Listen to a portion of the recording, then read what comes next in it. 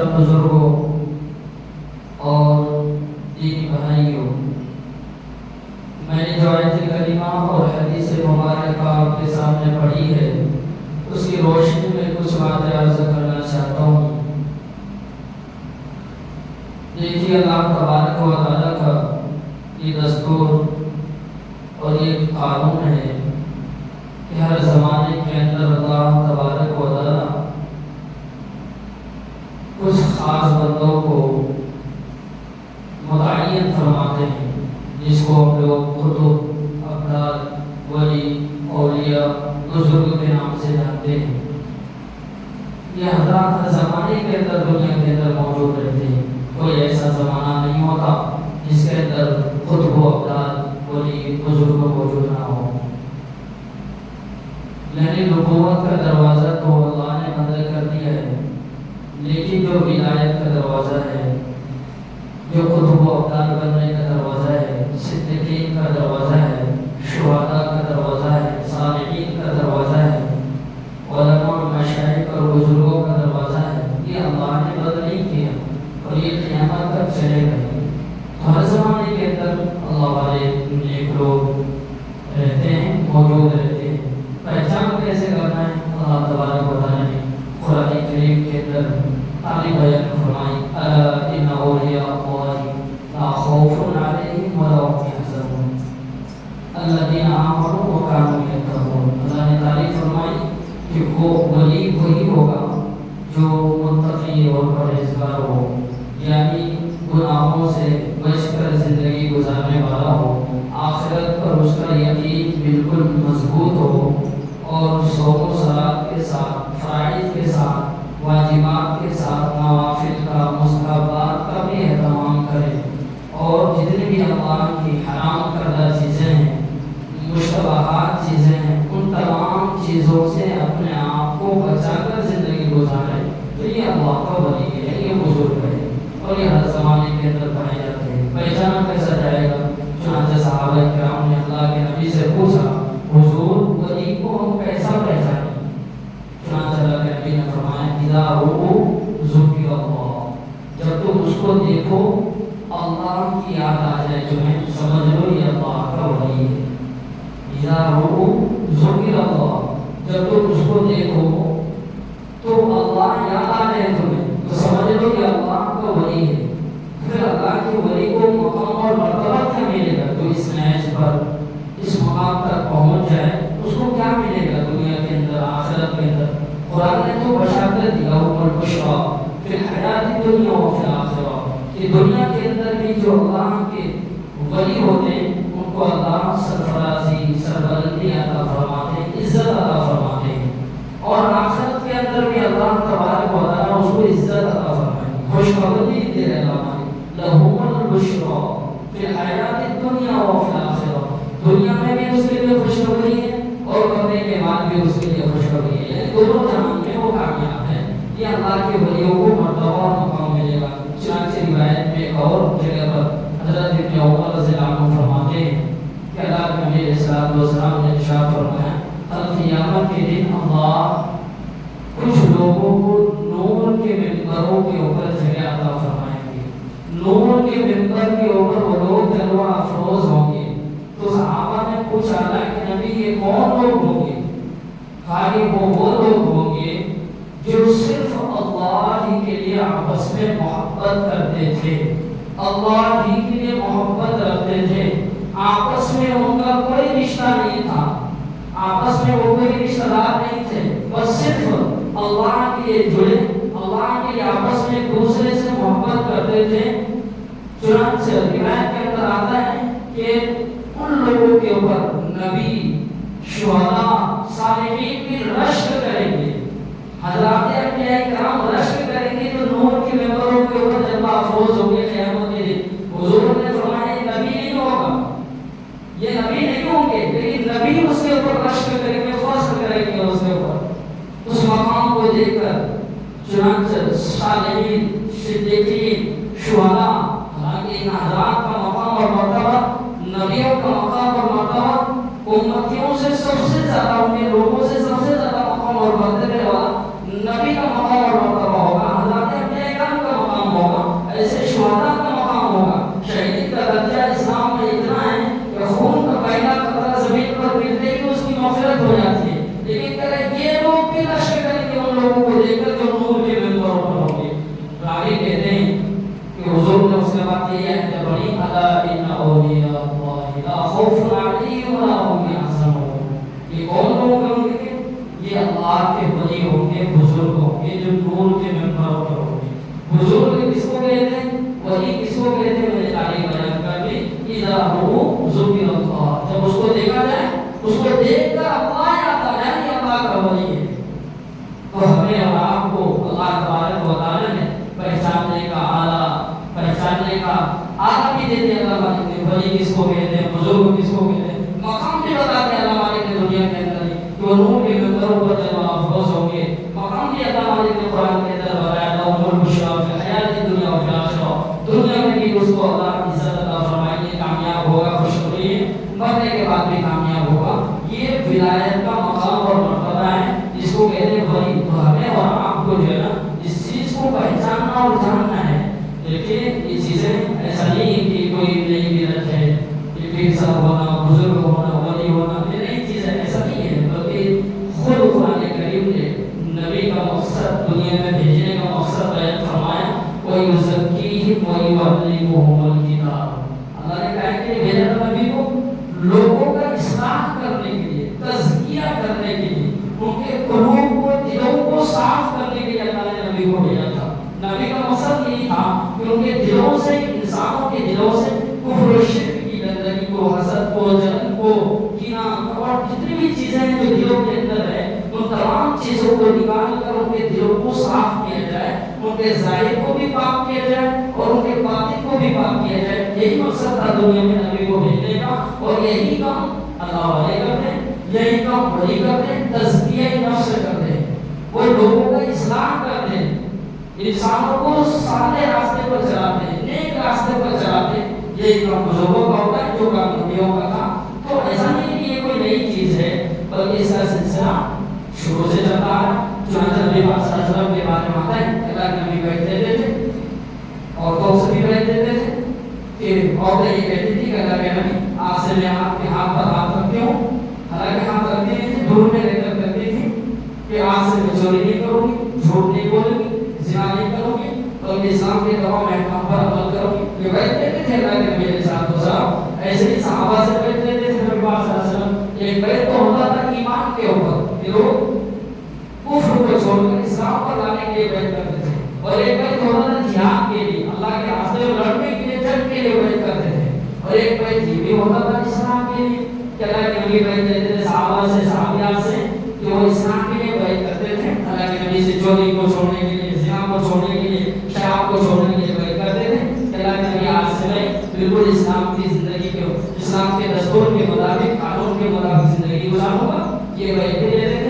یہ بیعت کا سلسلہ، یہ پیری مریدی کا سلسلہ یہ شروع سے چلتا آ رہا ہے. یہ کوئی نئی چیز نہیں ہے، بلکہ اس کے اندر جو بگاڑ پیدا ہوا اس کو اصلاح کرنے کی ضرورت ہے. کہ اس کو جو ہے نا کچھ لوگوں نے، نقلی قسم کے لوگوں نے آ کر اس چیز کو بدنام کر دیا. لوگوں کے اندر خراب میسج اور پیغام جانے لگا اس چیز کا. اس کو کیا صحیح کرنے کی ضرورت ہے. اور اس کا سلسلہ شروع سے یہ ایک سنت کا درجہ ہے، مستحب چیز کا درجہ رکھتا ہے بیعت ہونا. یہ کوئی فرض نہیں ہے. ورنہ تو بہت سارے ایسے اولیاء اللہ بزرگ گزرے جو کسی سے بیعت ہی نہیں تھے، وہ کوئی ان کا پیر ہی نہیں ہے. تو میں کیا کہیں گے، انہوں نے تو پھر فرض کو چھوڑ دیا، پھر وہ گنہگار ہے.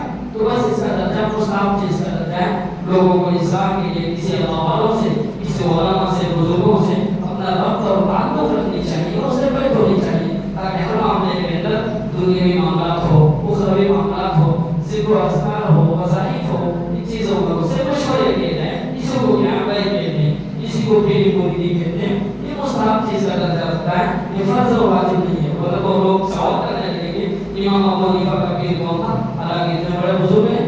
امام شافعی کا پیر کون تھا. تو یہ کیا ہے، خود آپ کی شریعت کے اوپر عمل کر سکتے ہیں. آپ کے معلومات کے مطابق جتنا آپ کو اسلام کے بارے میں معلوم ہے، آپ شریعت کے مطابق زندگی گزاریں. خود بھی کر سکتے ہیں، اور اگر نہیں معلوم ہے کسی بزرگوں سے رابطہ بھی رکھ سکتے ہیں. صحیح ہے، یہ جائز صورتیں ہیں. خیر بھائی آپ سے کروانا یہ کوئی نئی چیز ہے نہیں، بلکہ دنیا کے اندر یہ ہو, ہے نا, چشتیہ ہو, سہروردیہ ہو, یہ سارے سلاسل جو ہے سارے سلسلے بالکل برحق ہیں.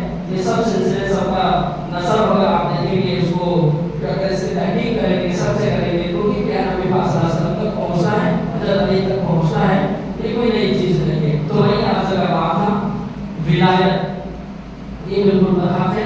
ولایت آج بھی وہ نہیں بن سکتے ہیں ولایت کا درجہ, بلکہ اللہ تعالیٰ نے بزرگوں نے لکھا ہے اس زمانے کے اندر ولی بننا یہ کوئی مشکل کام نہیں ہے. اس زمانے کے اندر ولی ہر وہ شخص ہے جو گناہوں سے بچ کر زندگی گزار رہا ہے, وہ ولی ہے, وہ اللہ کا ولی ہے.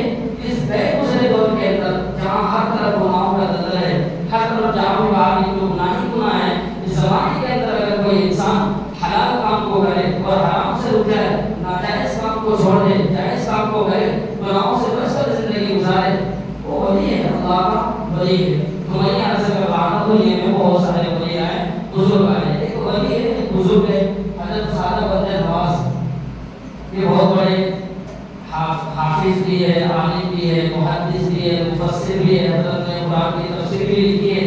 حضرت بہت بڑے اللہ کے ولی نہیں بلکہ یہ بہت بڑے عالم ہیں, اور اتنے بڑے عالم تھے انہوں نے حضرت نے 125 کتابیں حضرت نے لکھی ہے اپنی آنکھوں سے, 125 کتابیں قرآن کی تفسیر بھی لکھی ہے. تو اس زمانے کے اندر جو ولی ہوتے تھے آج کے زمانے کے اندر ان پڑھ اور جاہل نہیں ہوتے تھے بلکہ کیا ہے پڑھے لکھے ہوتے تھے, اسی کو مرید بناتے تھے اور اسی کو خلافت بھی ادا کرتے تھے. چنانچہ حضرت کے بارے میں آتا ہے کہ حضرت کا جو سلسلہ نسب ہے وہ حضرت حسین سے ملتا ہے, اور حضرت حسین کے 22ویں اولاد کے اندر حضرت سعد بن نواز کا شمار ہوتا ہے. اور حضرت کا جو علاقہ تھا وہ خراسان کا علاقہ تھا, یہ آپ کی طرف سے ہجرت کر کے دہلی آئے تھے. اس زمانے کے اندر چونکہ بادشاہوں کا زمانہ تھا, مسلمان بادشاہوں کا دور تھا, اس زمانے میں ہجرت کر کے حضرت کے والد جد امجد وہ دہلی تشریف لائے تھے. دہلی کے اندر ہی حضرت کی ولادت ہوئی. حضرت سعد بن نواز دہلی میں پیدا ہوئے ہیں.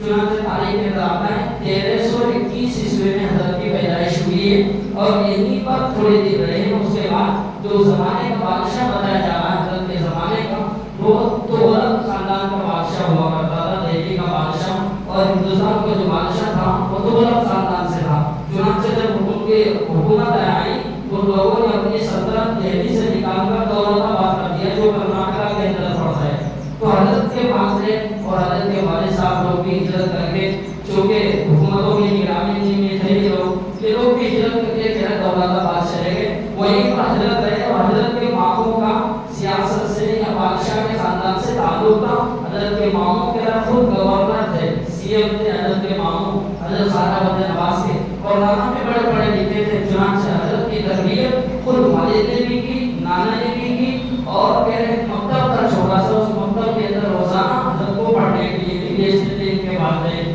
چنانچہ وہیں سے تربیت ہوئی. چنانچہ 7 سال کی عمر میں کہہ رہا حضرت حافظ قرآن بن گئے تھے. 7 سال کی عمر کے اندر حافظ قرآن بن گئے تھے, اور یہ والد صاحب سے بھی حضرت نے علم حاصل کیا. چنانچہ جب 10 سال کی عمر ہوئی تو حضرت کے والد صاحب دنیا سے چلے گئے. حضرت کے والد کا نام یوسف خطاب ہے, حضرت کے والد کا نام یوسف ہے. حضرت کا نام لوگ لقب سے ان کو جانتے ہیں, ناموں سے نہیں جانتے, اور لقب چونکہ بزرگوں کو دیا ہوا تھا. حضرت کے جو پیر صاحب تھے ان کا دیا ہوا تھا حضرت ایسو بن نواز. یہ لقب جو ہے نا یہ حضرت کے پیر صاحب نے دیا تھا. نام حضرت کا محمد تھا, نام محمد تھا, حسینی تھے. والد کا نام یوسف خطاب بتایا جا رہا ہے تاریخ کی کتابوں کے اندر. خیر حضرت کے والد کا 10 سال میں انتقال ہوا. حضرت کے نانا نے آپ کی پرورش کی, آگے کا سلسلہ تاریخ کا سلسلہ نانا نے جاری رکھا. اب یہاں سے ہمیں اور آپ کو یہ سبق ملتا ہے کہ کیسے بھی حالات آ جائیں لیکن علم چھوڑنا نہیں چاہیے, پڑھائی تعلیم جاری رکھنی چاہیے. حضرت کے والد کا انتقال ہو گیا, انتقال ہو گیا, دنیا سے چلے گئے, لیکن پھر بھی بچے پڑھ رہے, بچے تعلیم حاصل کر رہے. ہمیں اور آپ کو پیغام یہ مل رہا ہے کہ علم کسی بھی صورت میں حاصل کرنا چھوڑنا نہیں چاہیے. علم کے بغیر مسلمان اگر دنیا کے اندر ترقی کرنا چاہے, آگے بڑھنا چاہے, نہیں بڑھ سکتا. ایک ہی ہتھیار, ایک ہی چیز ہے دنیا کے اندر آگے بڑھنے کا اور آخرت کے اندر بھی کامیاب ہونے کا, علم. ہمیں اور آپ کو اپنے بچوں کی تعلیم اور تربیت کے اوپر خاصی توجہ دینے کی ضرورت ہے. جیسے کہ حضرت کے والدین نے دیا, اور حضرت کی وفات کے بعد, حضرت کے والد کے وفات کے بعد آپ کے نانا جان نے آپ کی تربیت کے اہم کردار ادا کیا. اس زمانے کے جو بزرگ تھے جس کی شہرت تھی حضرت خواجہ نظام الدین اولیاء اور حضرت خواجہ نصیر الدین چراغ دہلوی کا. یہ دونوں بزرگ تھے جو اس زمانے کے اندر بہت مشہور تھے. تو حضرت کے گھر کے اندر روزانہ حضرت کا چرچا ہوا کرتا تھا. حضرت خواجہ نظام الدین اولیاء رحمۃ اللہ علیہ کا، ایسے حضرت خواجہ نصیر الدین چراغ دہلوی رحمۃ اللہ علیہ کا. دونوں بزرگوں کا نام ان کے والدین بھی اور ان کے نانا جان بھی بار بار لیتے تھے، بار بار ان کی تعریفیں کرتے تھے. اتنے بڑے ولی ہیں، اتنے بڑے بزرگ ہیں. تو حضرت کی دماغ کے اندر بھی میرا وہ بیٹھ گیا کہ ان دونوں سے میں ضرور ملاقات کروں گا. کہ اتنے بڑے بزرگ ہیں، اتنے بڑے اللہ والے ہیں. یہ شوق دل کے اندر کیا پیدا ہوا حضرت خواجہ مدن نواز کے. چنانچہ حضرت جب حضرت کے والدین، حضرت کی والدہ نے، والد تو چلے گئے دنیا سے، وفات ہو گئے. حضرت کی والدہ نے یہ ارادہ ظاہر کیا کہ فوراً آباد چھوڑ کر پھر سے دہلی آ جائے. چنانچہ 10 سال کی عمر تھی حضرت خواجہ مدن نواز کی، پھر دہلی تشریف لے آئے. یہاں پر کیا وہ جمعے کا دن تھا اور پہلی جمعے کی نماز تھی جو خواجہ قطب الدین ایبک کی جو مسجد تھی، اسی مسجد کے اندر حضرت نے جمعے کی نماز ادا کی. وہاں پر جو بزرگ تھے جو بیان کر رہے تھے، کہہ رہے ہیں اس بزرگ کے چہرے کو دیکھ کر اتنی نورانیت محسوس ہو رہی تھی، ایسا لگ رہا تھا اس اللہ والے کی بات سنتا جاؤں اور اس کو دیکھتا ہی رہوں. چنانچہ نماز کے بعد حضرت نے، حضرت خواجہ مدن نواز ان کے جو بھائی تھے دونوں نے حضرت سے ملاقات کرنے کے لیے آگے بڑھے اور حضرت سے پوچھا حضرت آپ کا نام کیا ہے؟ تو حضرت خواجہ نصیر الدین چراغ دہلوی تھے جو بیان کر رہے تھے. حضرت نے کہا کہ بھائی بیٹے تم اپنا نام بتاؤ، ان سے اپنا نام پوچھ لو، تم بتاؤ کون ہو. تو بچے نے، ان دونوں نے کہا کہ حضرت خواجہ مدن نواز تھے ان کے بھائی. تو انہوں نے اپنا تعارف کرایا، میرا نام محمد ہے، میرے والد کا نام یوسف خطبال تھا اور میرا تعلق خراسان کے علاقے سے ہے. چنانچہ حضرت فرمایا کہ یہ تو یوسف خطاب تھے، یہ تو میرے دوست تھے. تو میرے دوست کے بیٹے کو مجھے جانتے ہو؟ کہا نہیں، جانتا تو نہیں ہوں. حضرت نے خود اپنا تعارف فرمایا کہ میں نصیر الدین چراغ دہلوی ہوں. چنانچہ حضرت نے فرمایا کہ ہم تو اسی کے انتظار کے اندر تھے، اسی سے ملاقات کے لیے ہم لوگ دہلی تشریف لائے تھے. چنانچہ اس کے بعد کہہ رہی ملاقات کا سلسلہ چلتا رہا. حضرت نے خواہش ظاہر کی کہ ہم آپ کے ہاتھ کے اوپر بیعت کرنا چاہتے ہیں. 10 سال کی عمر ہے، دیکھیے سوچیے 10 سال کی عمر میں حضرت سے تعلق قائم کرنا چاہ رہے. حضرت آپ سے میں بیعت ہونا چاہتا ہوں. حضرت نے فرمایا کہ نہیں، اب یہ علم حاصل کرو، اتنے بڑے ہو، پڑھے لکھے ہو. کہا حضرت میں حافظ بھی ہوں اور عالم کورس کی کتابیں بھی نہیں پڑھ رہا ہوں. حافظ بھی ہوں اور عالم کورس کی کتابیں بھی پڑھ رہا ہوں، عالم کورس کر رہا ہوں. حضرت نے فرمایا کہ اور پڑھو، پڑھائی کیا کرو، جاری رکھو. چنانچہ حضرت نے پڑھائی جاری رکھا. 16-17 سال کی عمر کے اندر حضرت حافظ بھی ہے، عالم بھی ہے، مفتی بھی ہے، سب پر ہے. اس کے بعد روایت کے اندر آتا ہے، کتابوں کے اندر لکھا ہے حضرت نے بیعت لیا.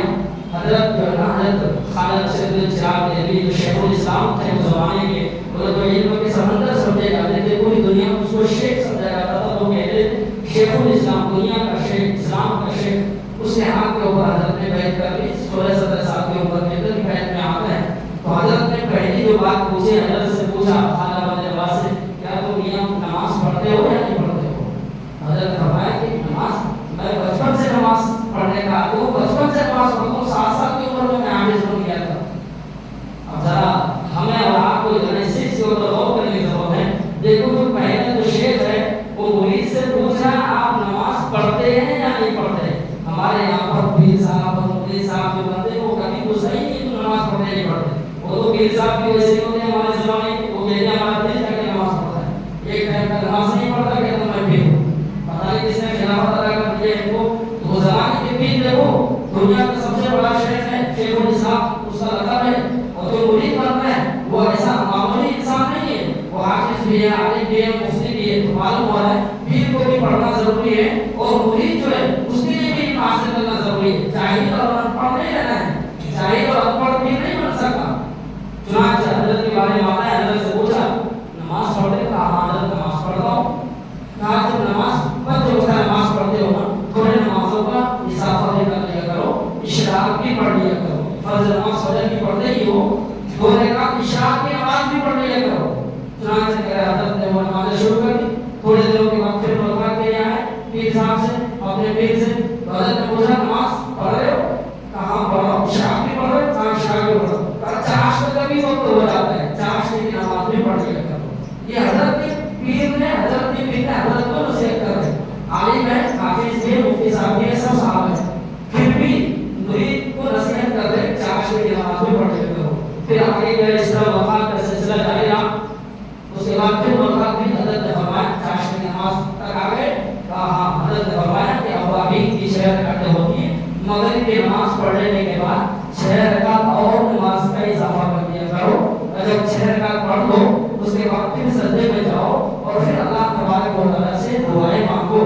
یا حیّ یا قیوم, یا حیّ یا قیوم, کیا کرو ثبتنی ایمان, ثبتنی ایمانی. یہ دعا کرنا اللہ میرے زندگی دینے والے میرے ایمان کو ثابت قدم کرنا. ایسا نہیں میں آگے چل کر کیا ہو جاؤں اور تک بن جاؤں, میں اللہ کا انکار کرنے والا بن جاؤں, بلکہ ایمان پر باقی رکھنا. یہ دعا کرنا حضرت نصیحت کر رہے ہیں حضرت پیر صاحب کو. چنانچہ کا سلسلہ آگے بڑھا. ایک مرتبہ کا واقعہ ہے. اس واقعے کو حضرت شیخ محدث عبدالحق محدث دہلوی نے بھی نقل کیا ہے. بہت بڑے شیخ ہیں. حضرت نے بہت سارے کتابیں لکھی, شروحات بھی لکھی. حضرت نے حضرت خواجہ بندے نواز کے واقعہ نقل کیا ہے.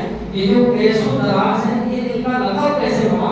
حضرت شیخ محدث دہلوی رحمۃ اللہ علیہ نے لکھا ہے ایک کتاب کے اندر کہ حضرت ایک مرتبہ اپنے پیر و مرشد حضرت خواجہ رسول الدین چراغ دہلوی کا, چونکہ اس زمانے کے اندر گاڑیوں کا انتظام تھا نہیں, گاڑیوں کے ایجادات تھے نہیں, اس زمانے کے اندر لوگ اللہ والوں کو, بزرگوں کو یا بادشاہوں کو اپنے کندھے پر اٹھا کر لے کر جاتے تھے, پالکی کے اندر بٹھا کر لے کر جاتے تھے. اس زمانے کے اندر یہ چیزیں چلتی تھی.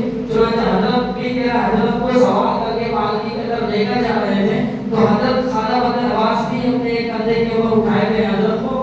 دوسرے حضرات بھی کہ ان کے جو زلفے ہوتے تھے, جو کہ خراسان کے علاقے کے جو لوگ ہوتے ہیں, جو سید گھرانے کے سادات گھرانے کے لوگ ہوتے تھے, تو زمانے کے اندر انہیں زلفے رکھا کرتے تھے, جو سنتی بال ہوتے ہیں سنتی بال رکھا کرتے تھے. حضرت بھی بچپن سے بال تھے کیا بڑے بڑے, چونکہ کہہ رہا حضرت نے جیسے ہی اٹھایا اس پالکی کو, اس پالکی کے اندر حضرت کے بال اٹک گئے. یہ کون نقل کر رہے ہیں؟ حضرت شیخ محدث دہلوی کہہ رہے ہیں, اس واقعے کو نقل کر رہے ہیں کہ حضرت کے زلفے اس پالکی کے اندر اٹک گئے. اور اسی حالت کے اندر جو کہ پیر کو کہیں تکلیف نہ ہو جائے نکالنے کی وجہ سے, اسی حالت میں لمبا سفر کیا کہ حضرت کو اٹھا کر کندھے کے اوپر. دوسرے ساتھیوں نے حضرت کو اطلاع دی کہ حضرت خواجہ بندے نواز جس کا نام محمد ہے, ان کے بال جو لوگ پالکی سے ہٹکے ہوئے ہیں اسی حالت کے اندر آپ کو لے کر جا رہے. اس وقت حضرت کے سامنے مرید پیشان میں کیا شعر پڑھا تھا, مرید پیشان میں شعر پڑھا اور اس میں حضرت کے سامنے کہا اپنے حضرت خواجہ بندے نواز کے لیے کہ یہ ایسا عاشق ہے, اس کا جو بھی عاشق ہوگا دنیا کے اندر وہ سچا عاشق ہوگا. اسی وقت ایسے دراز جو نا حضرت کے پیر نے جو نا لقب دیا تھا حضرت خواجہ بندے نواز کو, ایسو دراز کا لقب. خیر یہ ایک واقعہ تھا. تو اس طرح کا خدمت کرتے تھے, اتنی خدمت کرتے تھے. چنانچہ کہہ رہے ہیں حضرت کو, حضرت کے پیر کو جو خواجہ نصیر الدین چراغ دہلوی ہے, اتنا اعتماد تھا اپنے مرید کے اوپر کہ ہر کام انہی سے کراتے تھے, جو بھی ان کی ضروریات ہوتے تھے, جو بھی کام ہے انہی کے سپرد کرتے تھے. چنانچہ کہ جتنے بھی غریبوں کے اندر کرنے تقسیم کرنا ہے, راشن تقسیم کرنا ہے, کسی اور کو نہیں بھیجتے تھے, حضرت خواجہ بندے نواز کو ہی تلاش کرتے تھے, ان کو بھیجا جاتا تھا. یہاں تک کہ پورے گاؤں کے اندر, پورے محلے کے اندر جو نظام الدین اولیاء کا جو پورا علاقہ اس محلہ ہے, اس محلے کے اندر جتنے بھی غریب ہیں ایک ایک گھر کو تلاش کر کے راشن پہنچاتے تھے, ایک ایک گھر کو نام لے کر, اور پورے گھروں کو اطراف میں چاروں طرف.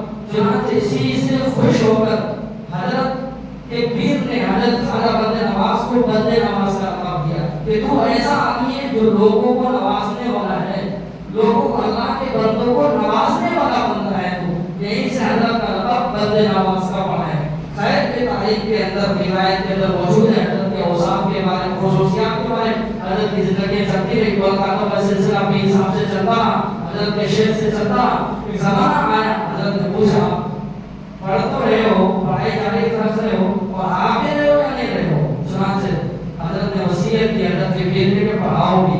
صرف وہ پڑھنے سے علم جو ہے نا پختہ نہیں ہوتا ہے, مضبوطی نہیں آتی ہے. پڑھانے سے علم کے اندر اضافہ بھی ہوتا ہے اور مضبوطی بھی آتی ہے. حضرت نے پڑھانا بھی شروع کیا, کتابیں بھی لکھنی شروع کر دی. اتنی کتابیں لکھی, روایت کے اندر آتا ہے حضرت خواجہ بندے نواز نے 125 کتابیں اپنے ہاتھ سے لکھی ہے, 125 کتابیں. اور قرآن کی تفسیر بھی حضرت نے لکھی ہے. یہ اتنے بڑے اللہ والے ہیں. چنانچہ جب 36 سال کی عمر کو پہنچے ہیں, اس وقت جو حضرت خواجہ نصیر الدین چراغ دہلوی تھے, جو اس مسلک کے اوپر خاندان اور سلسلہ چشتیہ کے اوپر موجود تھے, جلوہ افروز تھے, ان کی عمریں آخری مرحلے کو پہنچ رہی تھی, 80 سال کی عمر کو ہو گئے. اور ان کو یہ لگنے لگا کہ اب اللہ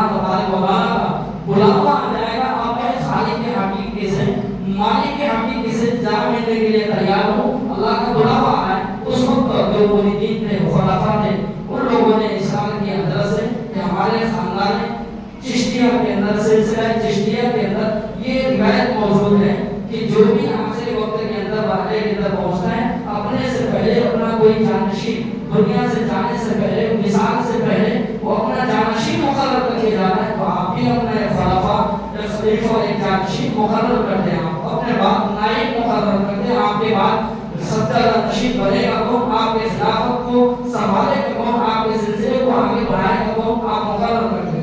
चुनांचे हजरत खाना नसीरुद्दीन शाह देवी ने मुरीदों से कहा कि सारे जितने जो खलीफा हैं, चाहने वाले मुरीदीन हैं, सबके नाम लिख कर लाओ। लाया गया, कर बड़ी लिस्ट तैयार हो गई, सबने अपना अपना नाम जाहिर किया। मैं हजरत के बाद मैं सज्जादा नशीब बनूंगा, मैं बनूंगा, सबने नाम पेश किया। लेकिन हजरत खाना रब्बे नवाज का नाम नहीं पेश किया, क्योंकि उम्र के अंदर वो छोटे थे, 36 साल की उम्र कोई उम्र नहीं होगी। उस वक्त के यहाँ बच्चे ही समझे जाते हैं, नौजवान समझा जाता है। चुनांचे बड़े बड़े उम्र के जो तजर्बाकार शेख थे, जो खुलाफा थे, मुरीदीन थे, उनके नाम पेश किए गए। चुनांचे हजरत खाना नसीरुद्दीन शाह देहलवी ने कहा कि ये जो एक छोटा सा मेरा शागिर्द है, मेरा मुरीद है, जिसका नाम तुमने इसमें लिखा है, उसका नाम क्यों नहीं लिखा? कहा हजरत हमने उन लोगों का नाम लिखा है जो तजर्बा का है, जो आपके सिलसिले को आगे बढ़ा सकता है, जो आपके काम को संभाल सकता है। ये तो एक नौजवान है, 36 साल का नौजवान है, वो क्या आपके काम को आगे बढ़ाएगा? फरमाया उसका नाम निकल लाओ। मेरा नाम लेकर लाया गया। फिर हजरत ने विसाल से पहले वसीयत कर दी कि मेरे जाने के बाद ये जो खिलाफत का वक्त है, ये जो सज्जादा नशीनी है, ये किसी और को नहीं बल्कि मेरे बेटों के अंदर भी मुंतकिल नहीं होगा, बल्कि ये खिलाफत अगर मिलेगी तो, और ये अगर सज्जादा नशीन मेरे बाद अगर कोई पीर और बुजुर्ग बनेगा तो वो हजरत खाना रब्बे नवाज होगा।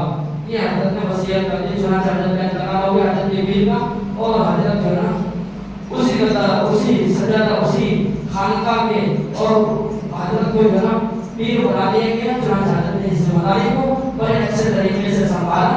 चुनांचे वो वहीं पर रहेगा, मुकीम रहे। कितने साल तक रहे? बालिग़ के अंदर 80 साल की उम्र तक वहीं रहे, दिल्ली के अंदर रहे। उसके बाद से आता है कि 44 साल तक हजरत दिल्ली के अंदर रहे। उसके बाद मुख्तलिफ इलाकों का सफर भी हुआ, सफर भी हुआ, और उसके बाद यहाँ के जो दक्कन के बादशाह थे फिरोज शाह, उन्होंने खुद देखा हजरत को खत लिखा कि हजरत आप हर इलाके का दौरा करते हैं, हर जगह जाते हैं, तो आप ऐसा कीजिए, हमारे दक्कन की तरफ भी आइए और हमारे यहाँ पर भी आप अपनी इल्म की रोशनी और आप अपने रुश्द व हिदायत की चिराग को यहाँ पर भी जलाइए, और आपको मुनासिब लगे तो इसी इलाके के अंदर आप रह जाइए, ताकि हम लोग आपसे इस्तिफादा कर सकें, इस दक्कन के रहने वाले लोग आपसे फायदा हासिल कर सकें। चुनांचे जब आया तो हजरत ने इरादा जाहिर कर दिया कि हमें जाना है। अब यहाँ पर हमें और आपको क्या है, रुककर थोड़ी सी चीज समझने की जरूरत है, जो हमारे यहाँ पर इस सिलसिले को, इस चीजों को बिल्कुल बदनाम हो गया, लोगों ने बदनाम कर दिया, और इसको खाने पीने की चीज और एक धंधे की सूरत के अंदर, शक्ल के अंदर इसको जाना जाता है। पीरी मुरीदी का नाम जब भी आता है लोग कहते हैं तो खाने पीने का धंधा बना दिया लोगों ने, एक कारोबार बना दिया लोगों ने। हालांकि बहुत बड़ा मकाम मनसब था, ये लोगों ने इसको क्या बदनाम कर दिया। कैसे बदनाम हो, जरा सोचे। हजरत के खुलाफा के अंदर, पीरों के अंदर बहुत सारे मुरीद ऐसे थे जो इस लायक थे कि वो क्या है, सज्जादा नशीन बने।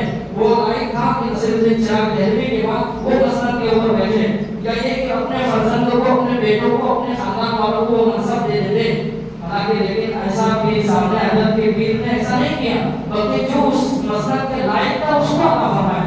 हमारे यहाँ पर क्या होता है कि हम अगर अल्लाह वाले हैं, हम अगर बुजुर्ग हैं, हम अगर इमाम हैं, हम अगर पीर हैं, तो हम अपने बेटों को, अपने मरने के बाद बेटों को पीर बनाते हैं। ये सिलसिला क्या हमारे यहाँ पर चल रहा है, जिसकी वजह से ये चीजें जो है बिल्कुल बदनाम हो गई।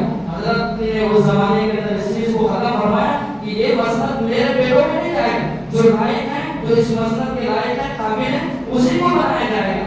हमारे यहाँ पर जो है वो नस्ब ही चलता है भाई, ये चीज जो है ना को खानदानी है, और न ये कि किसी खानदान के होने की वजह से ये मनसब मिलता है कि वो सैयद खानदान का है, ये वो बड़े खानदान है, वो पीर साहब बन जाए। नहीं, बड़ा हो सकता है किसी भी खानदान का, अगर वो नमाजी नहीं है, अगर वो इल्म वाला नहीं है, वो पीर नहीं हो सकता, वो बड़ा तो हो सकता है, वो खानदान का बड़ा हो सकता है, बड़े खानदान का बड़ा हो सकता है, लेकिन वो पीर नहीं हो सकता। ये पीर कोई ऐसी चीज नहीं है जो विरासत के अंदर जारी हो, विरासत जारी हो, वहाँ है तो बेटे भी बन जाएगा। भाई पगड़ी बांध देने से हमारे यहाँ पर उम्र हो रही है कि हम जिसको जुब्बे और कुर्ते के अंदर देखते हैं, हरी पगड़ी बांध दिया और लंबे से जुब्बे पहन लिया, हाथ में तस्बीह का दाना ले लिया और हाथ में कशकोर उठा लिया, हम कहते हैं तो बहुत बड़ा पहुंचे हुए बुजुर्ग। भाई बुजुर्ग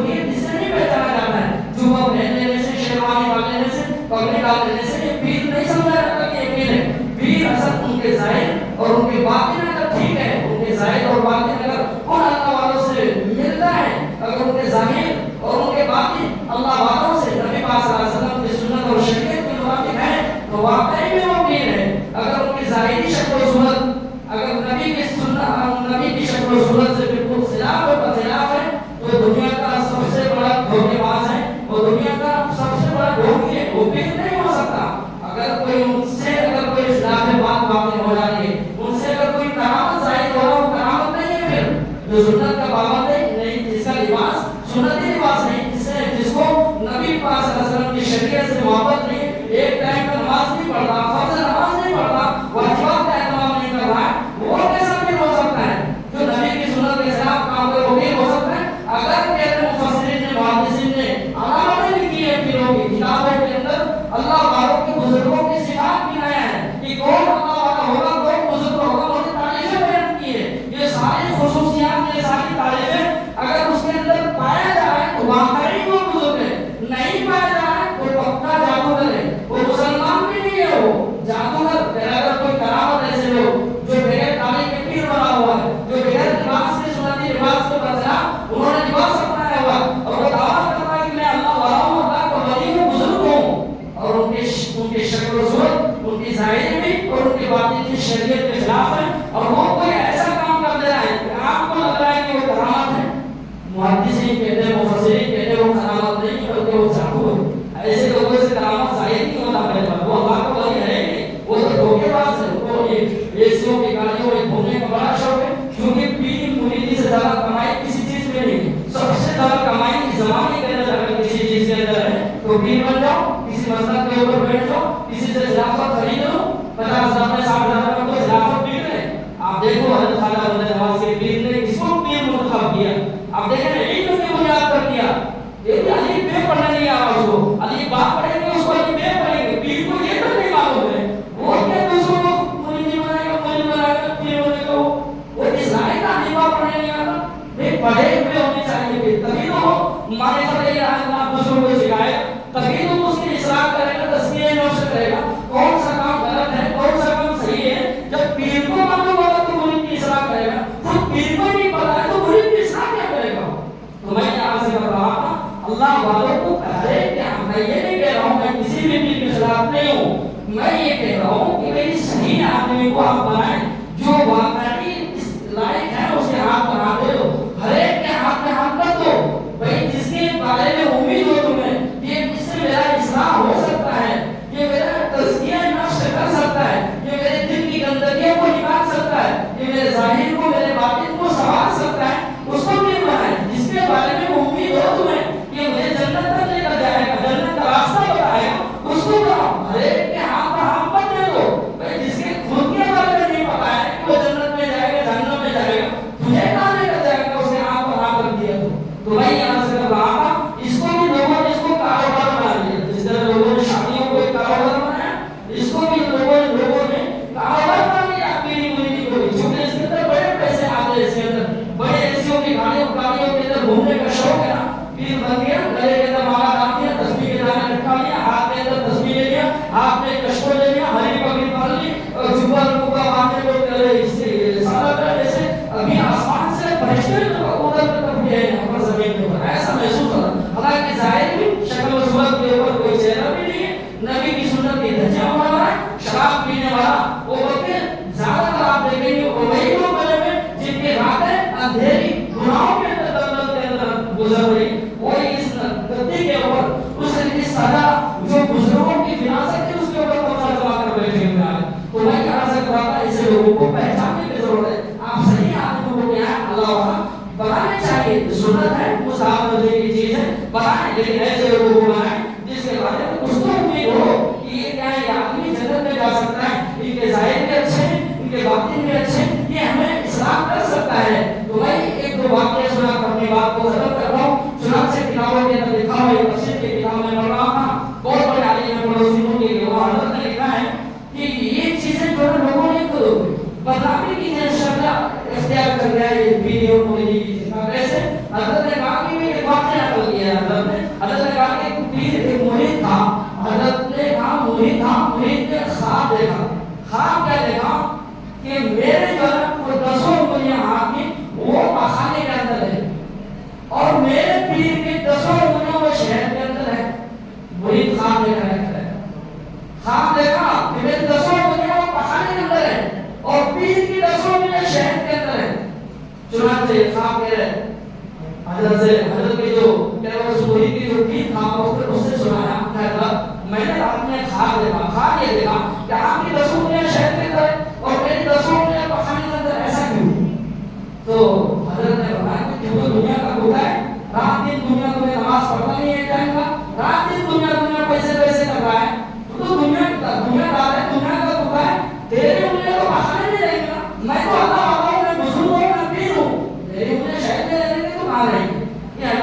پھر نے کہا مرید نے کہا حضرت دیکھو حضرت صاحب تھا پورا صاحب یہ ہے کہ آپ کی انگلیاں میں چاٹ رہا تھا میری انگلیاں آپ چاٹ رہے تھے پورا صاحب کیا ہے آپ کی انگلیاں شہد والی میں چاٹ رہا تھا اور پکانے والی انگلیاں آپ چاٹ رہے تھے میرا تو حضرت نے وہ جو تفسیر لکھنے والے ہیں حضرت نے لکھا ہے کہ اصل میں اس خواب کی تعبیر یہ ہے کہ وہ جو مرید والا ہے بہت بھولے بھالے انسان ہے وہ اچھے ان کی نیت ٹھیک ہے کہ میں اسلام کے لیے سے اپنا رابطہ کر رہا ہوں تعلق بنا رہا ہوں میں کر رہا ہوں اسلام کے لیے کہ میرا ظاہر سبب ہے میرا باطن سبب ہے میں جنت میں جانے والا بن جاؤں ٹھیک ہو جاؤں میں وہ اس لیے بنا ہے پیر کی نیت غلط ہے پیر مرید قائم کے لیے بنا ہے کہ تاکہ وہ مالدار ہے اس سے پیسے آئے میرے جیب کے اندر وہ جب بھی آئے گا تو 10,000 روپے ہدیہ لے کر جائے گا اس لیے وہ نے کیا اس کو مرید بنایا اس کی نیت ٹھیک نہیں ہے اس لیے یہ جو ہے اس کی بہانہ کھانا سمجھ دنیا کھانا تھا اور وہ جو ہے نا اسے علم حاصل کرنے ظاہر کے لیے انہوں نے بنا تھا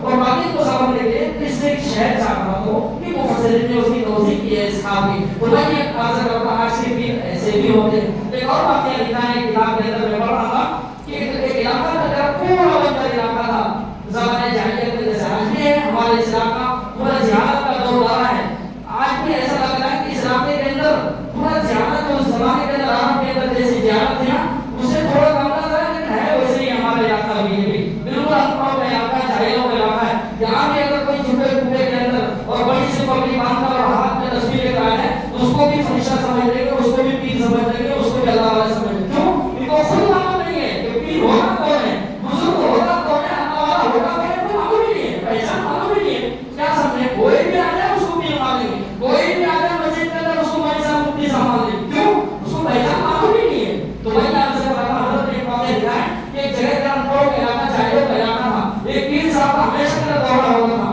رواج کیا تھا اس پیر صاحب کا وہ کیا کرتا تھا وہ شکر کی تھوڑے سے پڑیا وہ ایک تھیلی کے اندر شکر لے کر جاتا تھا گھر اب ظاہر سی بات ہے جس علاقے کے اندر پیر صاحب آتے تھے پوری تیاری ہوتی تھی اس علاقے کے اندر اس زمانے کے اندر مٹیوں کا گھر ہوا کرتا تھا گھر وہ پورا جو ہے اس کو مٹیوں سے لیپ کیا کرتا تھا صاف ستھرا کر دیا جاتا تھا پیر صاحب اس گھر کے اندر رہ گئے ہوتے چنانچہ کہہ رہا اس پیر صاحب کا طریقہ یہ تھا کہ جیسے ہی اس گھر کے اندر پہنچتا تھا تو وہ سب سے پہلے وہ پوریا وہ جو تھیلی ہے شکر میں وہ ڈالتا تھا وہ بہت سارے چونٹیاں وغیرہ آ جاتا تھا اس کو کھانے کے لیے چونٹیاں بہت سارے یہ ان کا طریقہ تھا اس کے بعد لوگ بھیڑ لگاتے تھے حضرت سے بات کرنا ہے حضرت سے دعائیں دینا ہے حضرت سے سر پر ہاتھ رکھوانا ہے لوگ بھیڑ لگاتے دروازے کے اوپر حضرت آپ کے بغل سے تھوڑی دیر کے بعد پھر لوگ آتے تھے تھوڑی دیر کے بعد حضرت دروازہ بولتے تھے ارے چونٹیاں پورے اس میں گھر کے اندر حضرت اس سے پہلے تو ہم اوپر صاف کر کے اس گھر کو لے کو اچھا کر دیا تھا یہ چونٹیاں کہاں سے آ گئے حضرت آپ کا کہتے تھے نارائن تمہارے معلوم نہیں میں صرف تمہارا ہی پیر نہیں ہوں بلکہ یہ چونٹیوں کے شکل میں جناتے جنا کو تم بھی پیر ہوں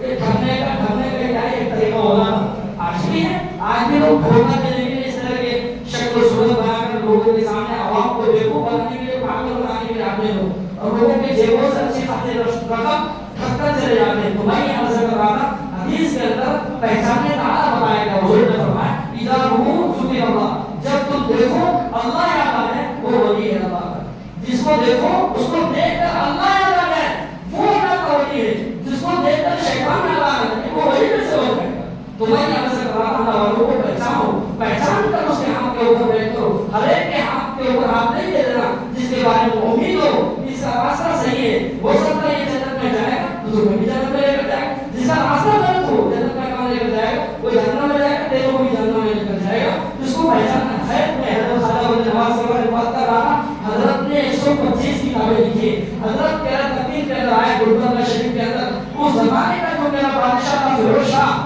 حضرت کی پالکی اٹھانے کے لیے خود آگے بڑھا کر حضرت کی پالکی خود اٹھایا کر اس زمانے کے بادشاہ نے اس وقت حضرت کے آنکھوں سے آنسو جاری ہو گئے لوگوں نے پوچھا حضرت یہ وقت کا بادشاہ آپ کی پالکی اٹھا آپ کو بندے کو لے کر جا رہا ہے آپ کون ہیں تو حضرت نے کہا مجھے میرے پیر کی نصیحت یاد آ گئی میرے پیر نے خواجہ نصیر الدین چراغ دہلوی نے اس وقت کہا تھا کہ میاں ایک وقت آئے گا کہ وقت کا جو بادشاہ ہو وہ تیری پالکی اٹھائے گا تو نہیں اٹھا رہا ہے ایک وقت آئے گا جو وقت کا بادشاہ وہ تیری پالکی اٹھائے گا وہ یاد آ کر مجھے رونا آتا ہے تو میں یاد سے کہا حضرت اسی علاقے کے اندر تقریب کے علاقے میں گلبرگہ شریف کے اندر حضرت رہے کتنے سال تک رہے تیرے 104 سال کی عمر ہے بھائی حضرت کی ولادت 1321 کے اندر ہے اور حضرت کی وفات 1422 کے اندر ہے، یعنی 104 سال ہو گئے پانی حضرت میں، تقریباً 20-25 سال کا زمانہ حضرت نے گلبرگہ شریف کے اندر گزارا، اور اس زمانے کے اندر آج ہم اور آپ جتنی بھی چیزیں دیکھ رہے ہیں، یہ جو بقیر کے علاقے میں علم کی روشنیاں ہیں،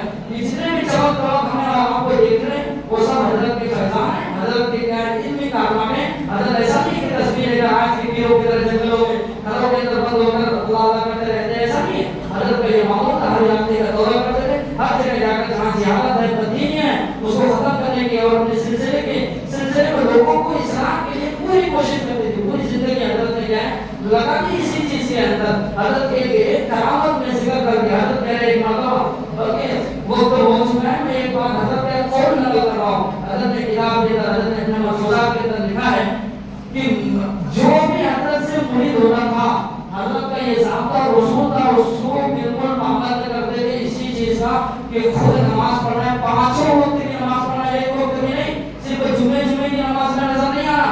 حضرت کی جتنے بھی مریدین آتے ہیں، اگر آج موجود ہے یا نہیں ہے ان سے آپ معلوم کر لیں۔ حضرت نے تو کتاب میں لکھا ہے کہ میرا اصول ہے کہ میں جس کو مرید بناتا ہوں اس کو تنبیہ کر دیتا تھا، اس کو دقت دے دیتا تھا، 5 وقت کی نماز وہ بھی مسجد میں جا کر پڑھنا ہے، باجماعت نماز ادا کرنا ہے۔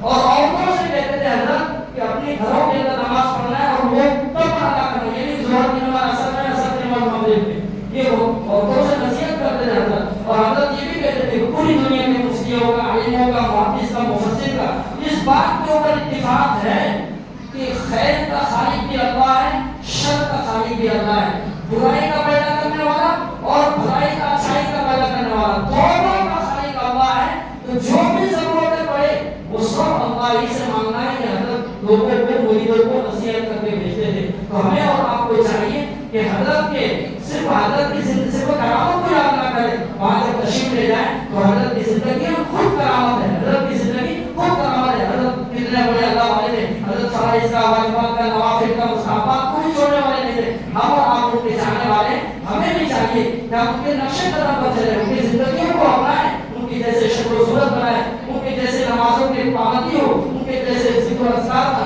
ساری چیزوں کا ہم کیا ہے پابندی کریں۔ اصل میں جو پوچھ ہوگی وہ وظیفوں کا، جو مریدوں نے پیروں نے آپ کو دیا اس کی پوچھ نہیں ہوگی۔ قیامت کے دن جو سب سے پہلے آپ کی پوچھ ہوگی وہ نمازوں کے بارے میں ہوگی، روزوں کے بارے میں ہوگی، فرائض کے بارے میں ہوگی۔ نوافل کا کوئی بھی نہیں پوچھے گا تو قیامت کے دن پوچھ بھی نہیں ہوگی۔ آپ کر رہے ہیں ذکر و اذکار، اچھی بات ہے، نہیں کر رہے اللہ یہ نہیں پوچھے گا کہ آپ نے ذکر کیوں نہیں کیا، اپنی حساب نے آپ کو دیا تھا، اس چیزوں کا پوچھ کیا ہے نہیں ہوگی۔ تو جو چیزیں ضروری ہے شریعت کے اندر اس کو اپنانے کی کوشش کریں۔ اللہ تبارک و تعالی ہم سب کو اللہ والوں